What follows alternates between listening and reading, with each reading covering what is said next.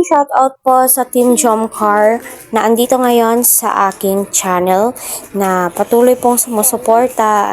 So, maraming salamat po sa inyong lahat. Naway pagpalain po kayo. Naway patuloy po natin suportahan si Kalinga Prab, Kuya Val, at ang buong Team Kalingap. Huwag po natin skip ang kanilang ads. So, papayag nga ba itong si Carla? So, kumalat na po itong balitang ito at marami na nga po ang nag-reaction. Sabi nga po ni nanay kung ano po yung magiging desisyon ni Carla para sa kanila ni Jomar, kung tutuhanin po nila ay nire-respeto daw po niya itong si Carla. So, napaka-supportive na pan po ni nanay. So, ipagpatuloy lang daw po yung nasimulan. Yes naman po, kasi alam naman po nating lahat silang dalawa ay nagtutulungan at silang dalawa ay minahal po ng husto ng kanilang mga sponsors.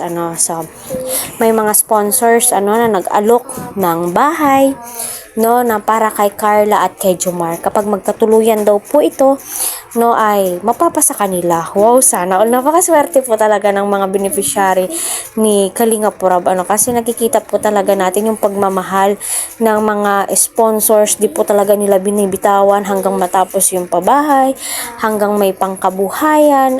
Kagaya nga po ni Joy. So para sa akin, when it comes sa love life naman po ni Carla, yes, siya po yung masusunod. Kung yun na po yung right time, makapag-desisyon siya na sasagutin na po niya si Jomar, kung malalim na po yung pagtitinginan nila, why not? Mas lalo po silang mamahalin ng kanilang mga taga-suporta. Mas lalo po silang mamahalin ng kanilang mga good Samaritan na mga sponsors. So, dyan mo po masasabi na may forever po talaga. Kapag sila ang nagkatuluyan. So, alam naman po natin lahat na sincere itong si Kuya Jomar sa kanila. At masasabi mo po talaga, blessings po ang bawat isa.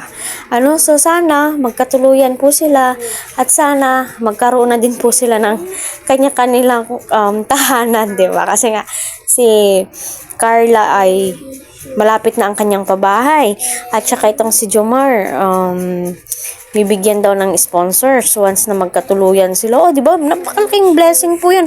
Malaking tulong po 'yun para sa Jomcar.